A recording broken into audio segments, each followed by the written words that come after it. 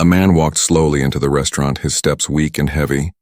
His clothes were old, torn at the edges, and his shoes looked as if they had walked 1,000 miles. He carried no money, no fancy phone, no bag full of treasures, only a small cloth bundle that held nothing more than a piece of bread gone hard and dry. His face was thin, the kind of thin that came not from choice but from hunger. His eyes told a story of long nights without sleep, long days without food, yet there was still a light inside them, a spark that hunger could not kill. The restaurant was full that evening, people talking, laughing. The smell of roasted meat and warm bread filled the air. Families sat at tables with plates piled high. Children waved spoons around. Lovers shared food and smiles. No one expected a stranger like him to walk through those glass doors. Heads turned, and silence fell for a short moment before whispers began. "Look at him," someone muttered. "He looks like he hasn't eaten in weeks." Another laughed under his breath. "Maybe he walked in here by mistake. This isn't a shelter." The waiter by the door froze, not sure if he should send the man out or ask what he wanted. The stranger looked around the room and his voice came out low but clear. "Can I play your piano for food?" The words hung in the air like smoke. People blinked, and then came the laughter, soft at first, then louder. A group of young men sitting in the corner clapped their hands and mocked him. "Play the piano? Him? He looks like he can't even stand straight. What's he going to play?" The sound of his stomach growling. Their laughter echoed. Others smiled in pity. Some shook their heads. The idea sounded foolish to them. The piano sat in the far corner of the restaurant, old and dusty. No one had touched it in months. The owner kept it as decoration more than an instrument. Children sometimes pressed its keys for fun, but no one expected real music to come out of it. Now this ragged man wanted to play it, and in exchange, he asked not for money, not for fame, only for food. The manager, a man with a sharp face and a habit of mistrusting strangers, stepped forward. He looked at the man up and down, his eyes narrowing. He thought it was a joke, maybe even a trick, yet the crowd seemed entertained, and an idea came to him: if the stranger failed, everyone would laugh more and leave with good stories to tell. If he played nothing but noise, it would prove that beggars should not pretend to be artists. So with a small smirk, the manager nodded. "Go ahead, play. Let us see what you can do." The stranger bowed his head slightly, not in shame but in thanks. He walked slowly toward the piano. Every step felt heavier than the last. The whispers followed him like shadows. Some people leaned forward. Others leaned back, waiting for a disaster. He reached the piano and gently touched its wooden side as if greeting an old friend. His hands shook, thin fingers trembling from hunger and nerves. But his eyes were calm. He pulled the stool back and sat down. The wood creaked under his weight. The crowd waited, half curious, half cruel. The young men in the corner whispered again. "This will be fun. Maybe he will break a key," one of them snorted. "He should be sweeping the floor, not touching an instrument." More laughter followed, but the man did not respond. He placed both hands above the keys. His fingers hovered in the air, motionless. The room grew quiet again, not out of respect but out of curiosity. What would happen now? Would he bang on the keys and make a fool of himself? Would the manager kick him out after 2 seconds? The man closed his eyes, shutting out the world, shutting out the laughter, shutting out the smell of food that burned his empty stomach. For a moment he seemed to drift far away, to a place where only he and the piano existed. The crowd grew restless. Someone called out, "Well, play!" But he remained still, his breath steady, his head bowed. Then his fingers lowered, and the first note rang out, soft, clear, like the first drop of rain on dry earth, a sound that did not belong to a beggar or a fool but to someone who had known music all his life. The sound lingered in the air, and some people frowned in surprise, others leaned forward. Their laughter caught in their throats at that moment. No one knew yet that they were about to witness something unforgettable.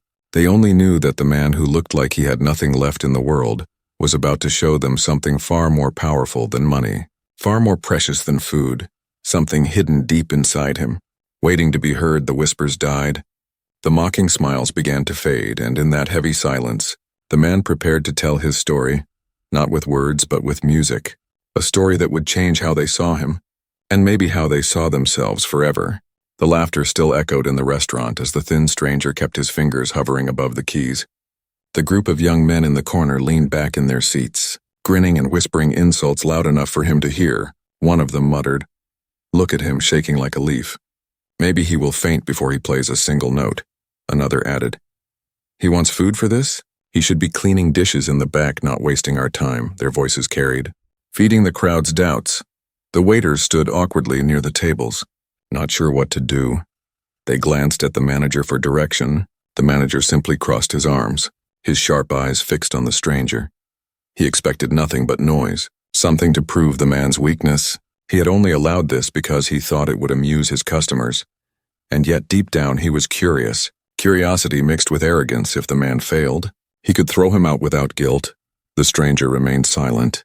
His eyes still closed, his breath steady. He pressed one key gently, letting the sound fade before he touched another. The room grew restless. People leaned toward each other, whispering, "Is he stalling? Does he even know how to play?" The young men laughed louder, mocking every slow movement. "Maybe he is praying to the piano," one said. "Or maybe he forgot how to play." The stranger heard them. He felt every cruel word like a stone against his chest, but he did not let it break him. His hunger was louder than their laughter. His need was stronger than their scorn. He had walked in not for pride but for survival. The piano was his last chance. If he failed, he would walk back into the cold night with nothing. If he succeeded, maybe for one evening he would not sleep with an empty stomach. He adjusted his hands, his fingers trembling less now. His thin back straightened, his head lifted just a little. The mocking voices blurred in his ears. The world outside began to fade. He could almost hear the music already inside him, waiting to come out. A child near the front tugged at her mother's sleeve, whispering, "Mama, why are they laughing at him?"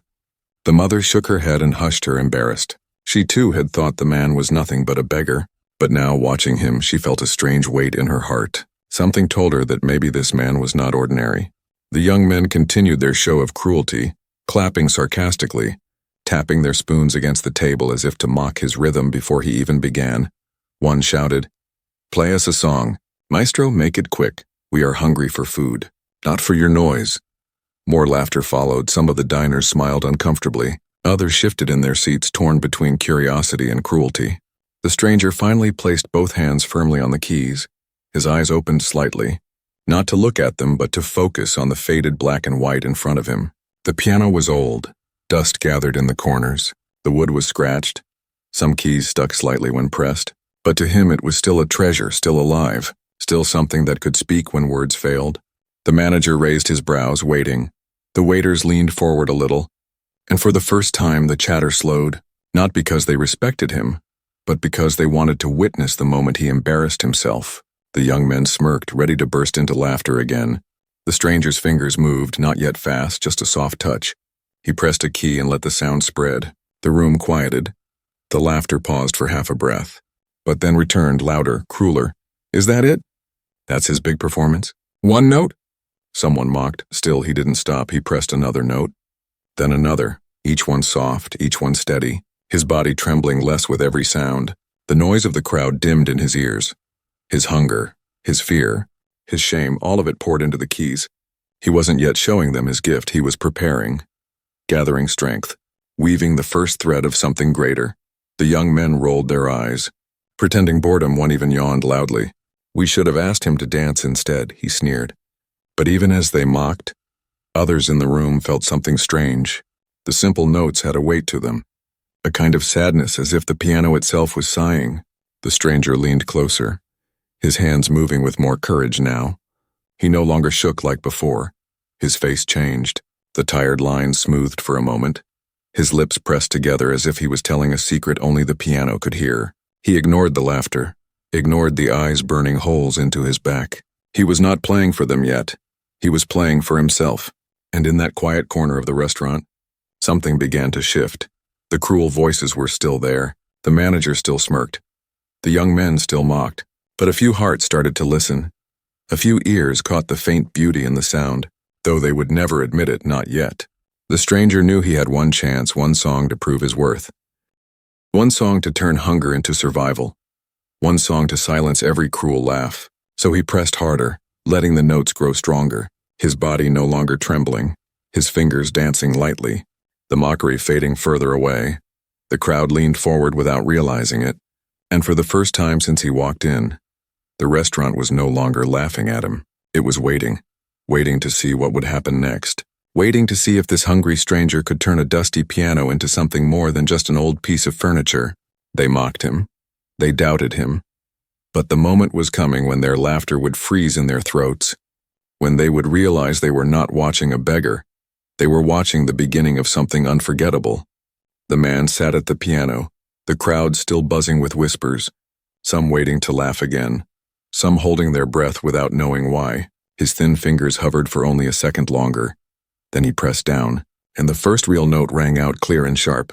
The sound cut through the restaurant like a drop of light in a dark room. The laughter that had been building suddenly broke off. People blinked, not expecting that sound from him.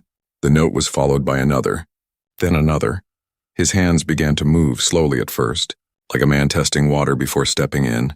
The piano answered him, its voice dusty but alive. The sound soft yet filled with something that pulled at the heart.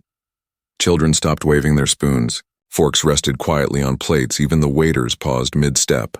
Trays balanced in their hands. The music was not grand yet, but it carried weight. A story hidden in every touch. The young men in the corner leaned forward. Their grins smaller now, one of them whispered. "It's not terrible," but his words were shaky. As if he didn't want to admit more, another rolled his eyes. "He's just pressing random notes, don't be fooled." But even he could not look away. The stranger's eyes closed again, his body no longer stiff. His fingers moved with more freedom. Each note fell into the next, weaving a path of sound that filled the room. He had played in many places before. Empty halls, cold street corners, abandoned stations, but here, with food so close yet so far, his music carried a hunger that could not be hidden.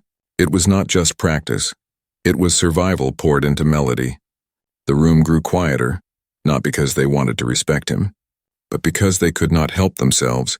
Something in the music reached them, soft and invisible, a voice they had not expected to hear. The stranger leaned forward slightly, his thin frame bent over the keys, his long fingers stretching, dancing faster now. The sound no longer timid, it was rising, building. His story opening piece by piece. A woman near the window felt her throat tighten. She had laughed when he first asked to play. She had whispered cruel words to her husband, but now her eyes burned. She couldn't explain why. The music was simple, nothing famous, yet it touched something deep, something she had forgotten. The children who had grown restless now sat with wide eyes. One boy whispered, "Mama, he's good." His mother nodded without speaking, her hands gripping the edge of the table. The stranger's fingers gained speed. His hands no longer looked weak. They moved with strength and confidence, striking the keys with purpose. The notes spilled out like water from a broken jar, rushing, flowing, unstoppable. The old piano groaned but followed his command, every sound richer than the last. The young men shifted in their seats, no longer laughing, their mocking smiles slipping away. One tried to joke, but his voice cracked and no one joined in. Another rubbed his neck nervously, realizing they had been too quick to judge. But pride kept them quiet. The stranger was lost in the music now. He was no longer a beggar, no longer a man with torn shoes and an empty stomach. He was something greater, a storyteller, a creator. His hands painted pictures and sound, pictures of nights spent on cold streets, of dreams buried but never dead, of hunger that did not kill hope. The manager, who had been leaning against the counter with a smirk, now stood straighter, his eyes narrowed, but not with mockery, this time with surprise. He had seen many things in his restaurant. Loud customers, fights, laughter, tears. But he had never seen silence like this. Silence born not of fear but of awe. The waiters exchanged glances, their trays forgotten. One of them whispered, "He's incredible." The other nodded, unable to take his eyes off the man at the piano. The melody swelled, soft one moment, powerful the next. Like waves rising and falling, it pulled every ear, every heart, even those who had promised themselves not to care. The stranger poured all of himself into each note, his hunger, his pain, his hope. It all spilled out in sound, and the crowd, without realizing it, leaned closer, their forks untouched, their food growing cold, their laughter forgotten. They were no longer watching a beggar make a fool of himself. They were witnessing something rare, something they might never see again. A child clapped once by accident, then stopped, embarrassed. But the sound broke the stillness for only a second. Then the music swept them back into its hold. The stranger's fingers blurred now, moving faster than their eyes could follow. The notes came in waves, sharp, soft, heavy, light. Every piece of the piano alive under his touch. The old instrument seemed new again, reborn by his hands. People who had mocked him earlier now sat with shame prickling in their chests. They remembered their cruel words, their laughter, and they wished they had stayed silent. The stranger didn't care. He didn't need their approval. His music was not for them. It was for the hunger inside him, the memory of every cold night, the dream that had carried him when the world offered nothing else. The final notes of this piece rose high, like a cry to the heavens, then fell soft, like a whisper of forgiveness. The sound lingered in the air, hanging, refusing to leave. And in that moment, no one could laugh, no one could mock, they only stared, their hearts caught by something they had never expected. The stranger had played not just music, but his soul, and for the first time, the crowd realized they were in the presence of genius, hidden under torn clothes and tired eyes. A genius who had asked only to play for food. The restaurant was no longer the same noisy place it had been minutes before. Every eye was locked on the thin stranger at the piano, his back straight, his fingers alive. The man who looked weak and broken when he walked in now seemed to carry a fire that no one could ignore. The first notes had been soft, testing, but now the music had grown into something greater, something that felt larger than the room itself. The sound filled the air like a storm, not a storm of destruction, but one of power and beauty. His hands moved with such speed and grace that the old piano, once forgotten in the corner, now sounded like an instrument built for kings. The audience sat frozen, spoons resting in bowls, drinks untouched. Not a single chair creaked. Even the waiters who had been rushing back and forth stopped and leaned against the walls, their trays trembling in their hands. The young men who had mocked him earlier no longer laughed. Their grins had melted into silence. One of them shifted uncomfortably, his pride wounded. He whispered to his friend, "He's actually good." But the words felt too small. His friend nodded, his mouth open but speechless. They had laughed at a man they thought worthless, but now he was pulling music from the keys that none of them could even dream of. The melody shifted, rising higher, then dipping low, weaving stories that words could not carry. It spoke of hunger and loneliness, of nights under the cold sky, of pain pressed down until it turned into strength. Every note seemed to cry out, and yet within the sorrow there was beauty, hope that refused to die.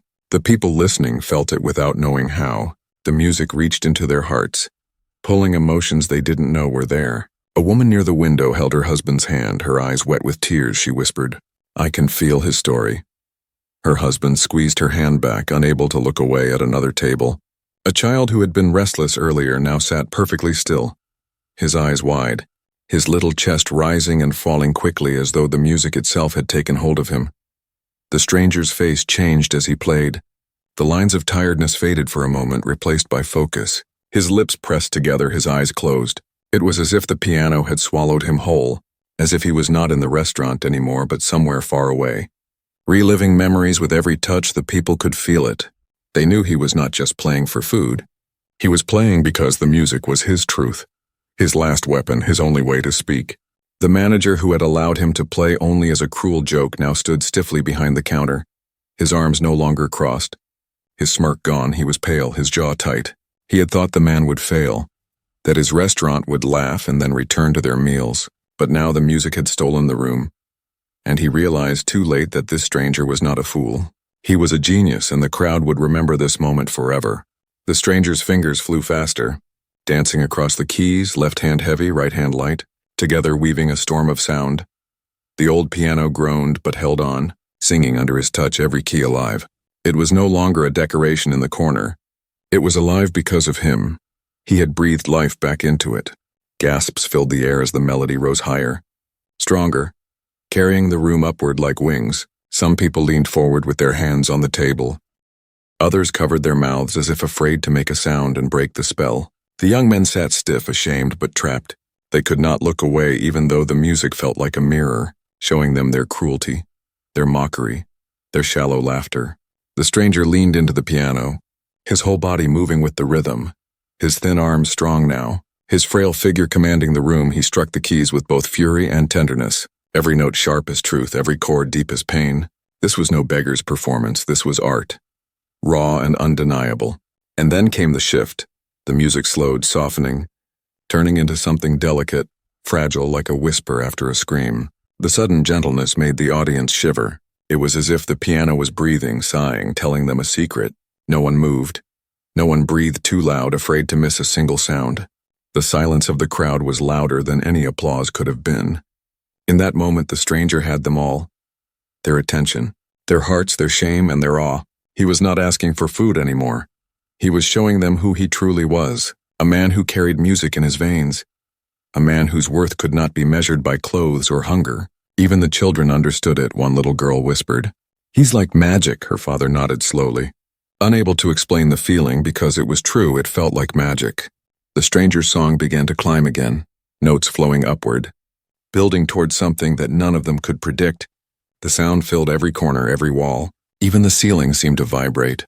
The people's hearts raced with the rhythm, and then it came, a cascade of notes, bright, sharp, unending. Like light breaking through a storm. The restaurant that had once mocked him, once laughed at him, was now silent, bound together by the music of one starving man. He was no longer invisible, no longer a beggar. In that moment he was a master, and they all knew it. And as the last notes of this piece echoed through the room, fading slowly into silence, not a single person could deny it anymore. The stranger was not a man to mock, not a man to pity. He was a genius they had almost thrown away, a genius who had only asked to play for food. When the music slowed and finally came to rest, the restaurant fell into a silence so heavy that it almost pressed on everyone's chest. The stranger's thin fingers hovered above the keys for a moment longer, before dropping gently into his lap. He kept his eyes closed, his body still, afraid to break the spell that had filled the room. The air seemed thicker, warmer, charged with something no one could explain. For a few seconds, no one moved, no one spoke. It was as if time itself had paused. Then a small sound broke the silence, a quiet sob. A woman near the front of the room was wiping her cheeks. Tears sliding down her face, she whispered almost to herself, "That was the most beautiful thing I've ever heard." Her husband put a hand on her shoulder, his own eyes glistening. The stranger opened his eyes slowly. Blinking as if waking from a dream, his chest rose and fell, every breath heavy with exhaustion. He had given everything to the piano, poured every hidden piece of his soul into those notes, and now he sat trembling, not from fear but from release. His music had spoken for him, carried his pain, his hunger, his story, and now it was out in the open. The crowd was not laughing anymore, not whispering, not mocking. Instead, they sat frozen in awe. Their hearts moved in ways they could not explain. People who had smirked at his torn clothes now looked at him with respect. People who had whispered insults now looked down at their plates, ashamed. The waiters who had hesitated to serve him now wanted nothing more than to bring him food and bow their heads in apology. The young men who had laughed the loudest earlier were now the quietest. One of them tried to speak, to joke, but the words caught in his throat. Another rubbed his eyes roughly, pretending to be tired. But he too felt the sting of shame. They had mocked a man who had more talent in his fingertips than they could ever dream of. The stranger lifted his head, his eyes scanning the room, but he did not look proud. He did not smirk at those who mocked him. He did not stand tall in victory. Instead, his gaze was gentle, almost uncertain. He seemed afraid to believe that they had truly listened, that they had truly felt what he had given. A child clapped once, the tiny sound echoing in the silence. The little boy looked around nervously, as if he had broken a rule. But then another person joined in, then another, and suddenly the silence was broken by the sound of applause, soft at first, then louder, growing, spreading, until the whole room was clapping, cheering, rising to their feet. The stranger flinched at first. Unused to such response, he lowered his head, his thin shoulders shaking, not with fear this time, but with relief. He had asked only for food, but they had given him something more. They had given him their hearts, their respect, their recognition. The woman near the front leaned forward and whispered to the waiter, "Bring him a plate, the best we have, don't charge him." Others began saying the same, voices calling for the kitchen to serve him, for the bar to pour him a drink. The restaurant that had mocked him minutes ago was now desperate to feed him, desperate to show gratitude for the gift he had shared. The stranger raised his hand slightly, as if to quiet them, but the applause only grew. People stomped their feet, clapped their hands, some even whistled. The young men in the corner clapped too, their faces red with shame, but their pride too weak to stay silent. They had no choice but to admit what everyone now knew. The beggar was a master. One of the waiters hurried to the back and returned with a steaming plate of food. The smell of roasted meat and fresh bread filled the air. The stranger's eyes flickered toward it, his stomach twisting painfully. He had not eaten properly in days, maybe weeks. The food was all he wanted, yet he had given them something priceless first. The manager stood still behind the counter, his arms at his sides, his sharp face pale. He had thought to humiliate the man, to use him for laughter. Now his restaurant was alive, not with jokes, but with respect for the very man he had doubted. His lips pressed into a tight line, regret building in his chest. He would never admit it, but he too had been moved. The stranger looked at the food, then at the piano. His hands resting lightly on the keys, he whispered softly, almost to himself, "Thank you," but the crowd heard it. And their cheers rose louder. Some called out, "Play again." Others shouted, "Eat first, play later." Laughter returned now, but it was not cruel anymore. It was warm, filled with joy and admiration. The woman who had cried earlier stood up, raising her glass. "To the man who gave us the most beautiful music we have ever heard." The crowd lifted their glasses, echoing her words, and the stranger lowered his head once more, tears gathering in his tired eyes. He had walked in hungry, mocked, treated as nothing. But with a single song he had changed everything. The people who saw only a beggar now saw a genius. The people who refused him pity now offered him honor, and though his body ached with hunger, his soul for the first time in a long time felt full. As he took the plate of food offered to him, he whispered again, "Thank you," his voice shaking, his hands trembling as he lifted the bread. The first bite was almost too much. His stomach burned from the sudden gift, but his heart ached with something greater, the sound of applause still ringing in his ears. The man who had asked only to play for food had given them music that fed their souls. And in return, they had given him more than food. They had given him back his dignity, his place as an artist, his place as a man. The sound of applause did not stop. It rolled through the restaurant like waves, people clapping, cheering, some even stamping their feet against the wooden floor. The thin stranger sat at the piano with his head bowed, overwhelmed by what was happening around him. He had walked in expecting laughter and rejection, and at first he had received both. But now the same people who mocked him were standing, their hands red from clapping, their voices raised in praise. The manager, who at first agreed to let him play only as a cruel show, stood frozen behind the counter, his arms limp at his sides. His sharp eyes that once looked at the man with suspicion now held a strange respect, though he would never admit it out loud. He knew he had witnessed something he could not deny. He whispered under his breath, "Unbelievable," as if the word was too heavy to carry. The waiters rushed to bring more food, plates of meat, bread, steaming bowls of soup. They placed them carefully on a table near the piano. The smell filled the air, rich and warm. The stranger's stomach twisted painfully. He had not eaten like this in months, maybe longer. His hand shook as he reached for the bread, but before he could take a bite, the cheering grew louder, voices rising together. "Play again, play again!" The man froze, his thin shoulders trembling, his fingers still resting on the edge of the piano. He wanted to eat, to fill his empty stomach, but he also felt something inside him stirring, a flame that had been sleeping for years, the flame of music, of being seen, being heard. He looked at the food, then at the piano, and finally smiled faintly. He placed the bread down and turned back to the keys. The crowd roared with delight. The applause turned into a rhythm of encouragement, people leaning forward in their chairs, children clapping their hands, couples holding each other as if ready for another journey. The stranger pressed his hands to the piano once more, and the second song began. This time the music was lighter, quicker, playful, like laughter without cruelty. The notes bounced through the air. Bright and alive, the children giggled and swayed. One little girl clapped to the beat, her mother wiping tears from her face, whispering, "He's not just good, he's brilliant." The young men in the corner, ashamed but fascinated, leaned in closer, their eyes wide, unable to look away. The piano came alive under his touch. No longer sounding old and dusty, it sang with joy.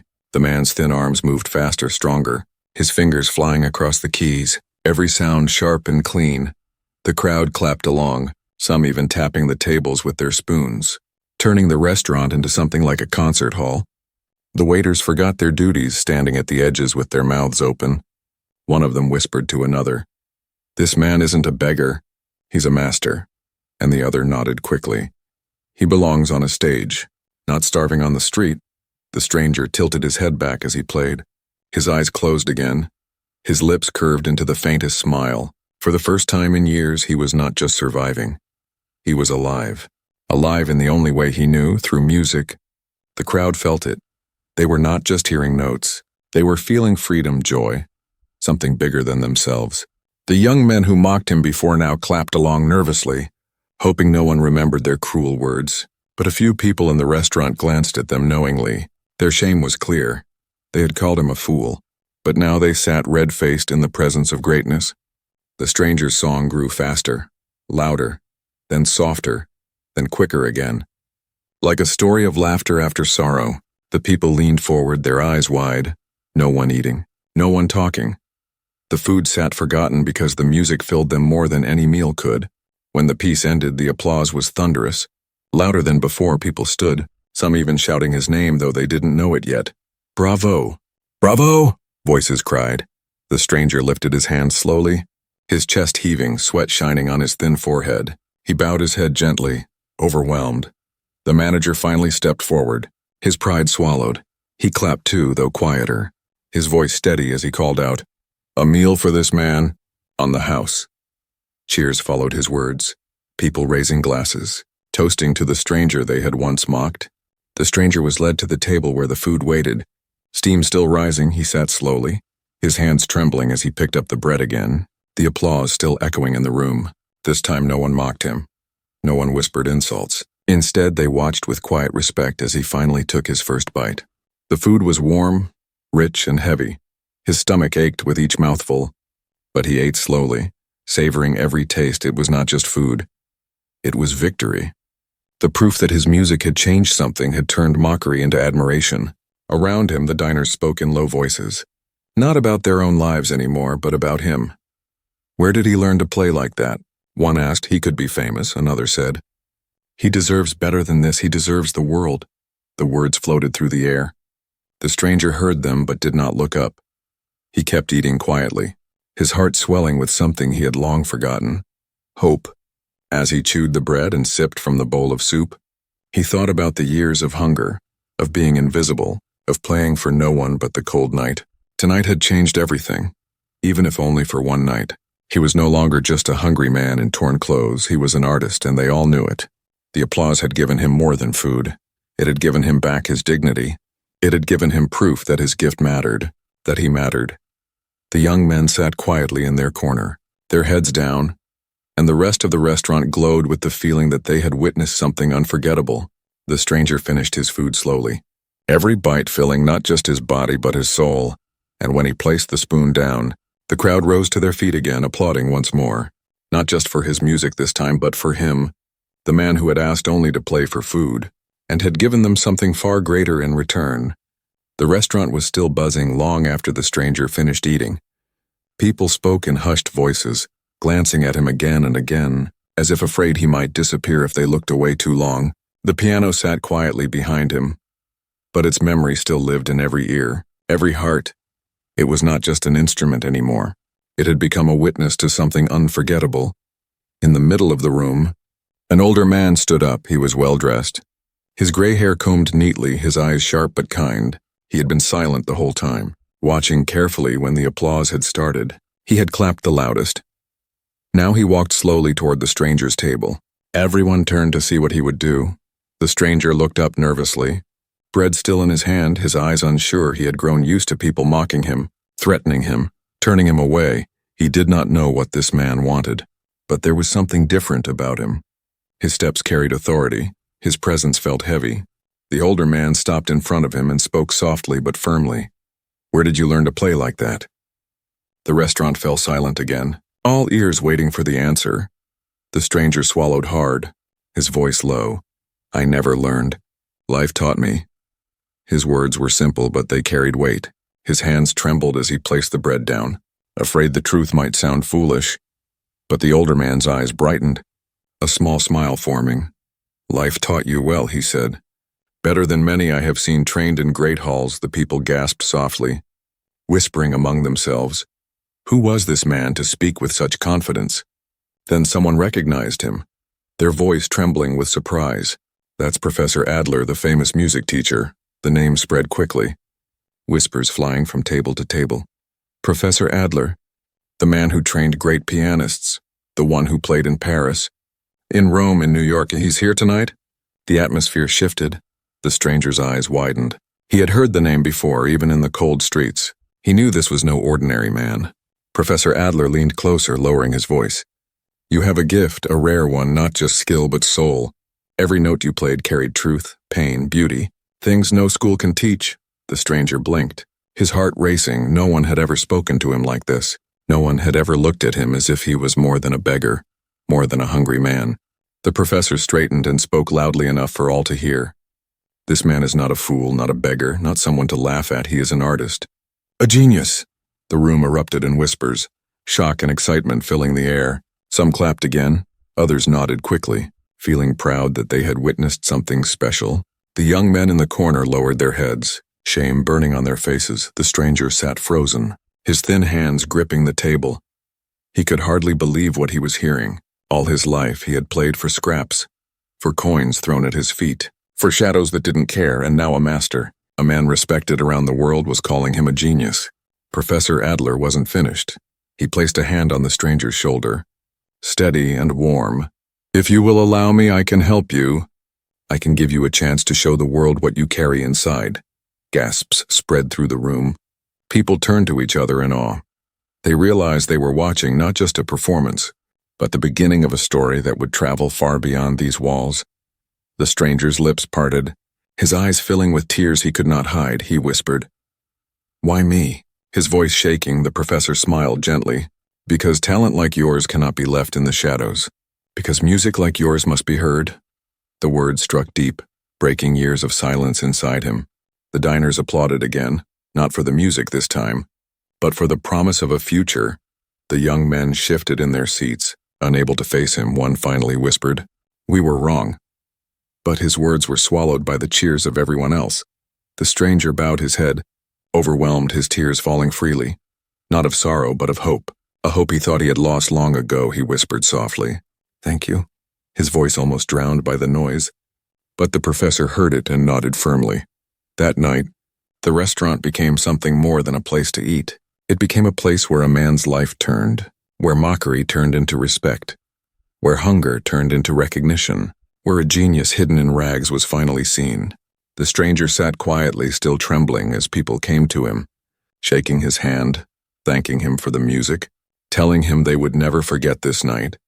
Each word felt unreal, each smile strange but warm. He had lived invisible for so long that being seen now felt like a dream, and though his stomach was now full, it was his heart that felt the heaviest, heavy with gratitude, with disbelief, with the first true hope he had carried in years. He looked at the piano once more, his fingers itching to play again, and he thought to himself, maybe this was the beginning. Maybe he was no longer just playing for food. Maybe he was playing for life itself. That night in the restaurant would be remembered by everyone who was there. The smell of food, the clatter of plates, the hum of voices. All of it had been silenced by the music of one hungry man. He had come with nothing, only a request to play in exchange for food, and yet he had given more than anyone expected. He had given a piece of his soul. As he sat at the table, his thin frame bent, his stomach finally full, the people around him could not stop talking. Some whispered about his talent. Some spoke about their shame for mocking him, and others wondered aloud what his future would become. Every pair of eyes in the room carried the same thought. This man was no beggar, no stranger to be pushed away. He was something rare. The young men in the corner who had laughed the loudest now sat in silence, their faces pale, their pride shattered. They could not meet his eyes. They had been quick to mock, quick to throw cruel words, but now those words hung in their chests like stones, heavy and unshakable. They had witnessed genius and had almost destroyed it with their laughter. The manager, once smirking, once eager to throw the man out, now stood quietly, his hands folded. He had learned something too, though he would not admit it easily. He had been wrong. He had seen only torn clothes, tired eyes, and shaking hands. But inside those hands was a fire strong enough to silence a room full of doubters. The stranger finished his food slowly, each bite a blessing, each swallow reminding him that tonight was not just about filling his stomach. It was about something bigger, something he could not yet name. When he set the spoon down at last, the room erupted again in applause, not because of the food, not because of pity, but because they now saw him clearly. He stood slowly, his legs weak but his spirit strong. The people clapped louder. Some rose to their feet cheering, shouting words of encouragement. "Bravo! Genius! You must play again?" Their voices wrapped around him like warmth, and for the first time in years he did not feel invisible. Professor Adler stepped forward again. Raising his hand for silence, the room obeyed at once. His voice carried authority, but it also carried pride. "Tonight we have witnessed something rare. A man who walked in hungry has shown us the richest gift of all, his music." His words spread through the air like another melody. People nodded, some even wiping their eyes. He turned to the stranger and spoke directly. "You will not walk the streets hungry anymore. If you accept, I will take you under my guidance. I will help you show the world what we have seen tonight." The crowd gasped. Some clapped again. The stranger's breath caught in his throat. Tears filling his eyes, he whispered, "Why me?" And Adler answered simply, "Because music like yours belongs to the world." The restaurant filled with cheers. Glasses raised, people calling out blessings. The young men lowered their heads deeper, wishing they could take back their cruelty. But it was too late. The lesson had been carved in their hearts. The stranger turned to the crowd, his voice shaking but his words clear. "I only came here tonight because I was hungry. I asked for food, but you gave me more. You gave me ears to hear my story, hearts to feel my music. I will never forget this night." The silence that followed was heavy, and then the applause came once more. Thunderous, endless. Children looked at him with wonder. Couples held each other tighter, and even the waiters, who had once hesitated to serve him, now bowed their heads in respect. He was no longer a nameless man in rags. He was an artist, a genius, a man whose music had touched every soul in the room. That night, as he walked out of the restaurant, people followed him to the door, some offering coins, others offering words of blessing. And though his clothes were still torn, though his body was still weak, he walked taller. For the first time in years, he felt whole. The lesson stayed behind in the room long after he was gone. People whispered it to each other, retold it to their children. They remembered how they had mocked, how they had doubted, and how he had silenced them all with nothing but his hands and an old piano. The story of the hungry pianist spread beyond that restaurant, carried by the mouths of those who witnessed it. Told in homes, in schools, in markets, it was no longer just a meal for one man. It became a meal for many souls, feeding them with humility, with hope, with the reminder that greatness often hides where no one expects it. And the stranger himself carried the memory too. Every note he played from that night forward was brighter, stronger, because he knew now that his music was not lost. It had been heard, it had been felt, he had been seen.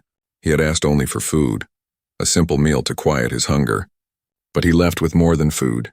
He left with dignity, with respect, with a promise for a future, and with the knowledge that sometimes, even in the darkest moments, music can turn mockery into mercy, doubt into wonder, and a beggar into a genius.